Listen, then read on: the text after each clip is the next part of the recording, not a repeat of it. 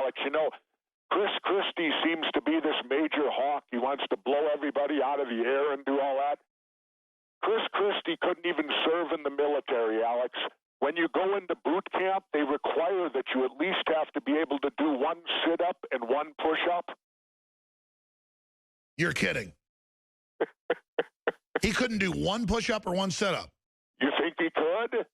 No, I bet he couldn't. That's what I mean. Here's a guy telling all the kids to go to war, and he in his whole life could never even make it into the military because he's so out of shape. What is it about neocons, hawks, that the ones that shoot their mouths off about bloody noses and kill the Russians are the ones that never served? I mean, I was never in the military, but I've studied enough history to know that you just don't nonchalantly start wars. But even in the past, people that were warrior presidents or kings weren't respected for shooting their mouths off about we're going to crush the enemy because that was seen as bad luck. I mean, as a Navy SEAL, I know a lot of Special Forces guys, they'll never brag about how tough they are. They'll never brag about killing people. I mean, isn't that looked down upon by real warriors?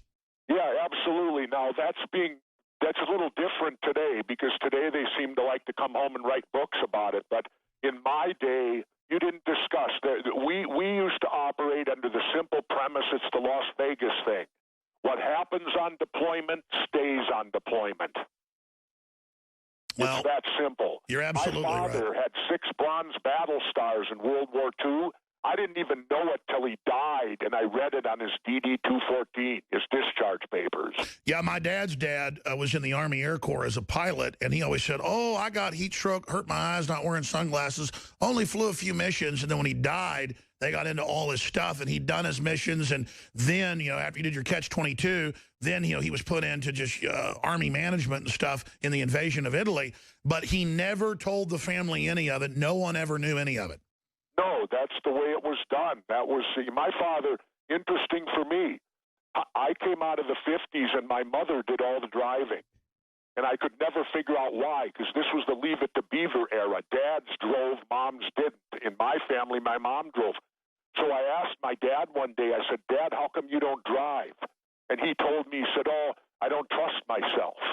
And I thought, that's legitimate. If you don't trust yourself, you shouldn't drive.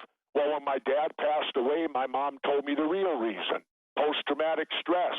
He was in the 699th Anti-Tank Division under Patton, and apparently he drove these anti-tank things over so many dead bodies that he could never get behind the wheel of a car again.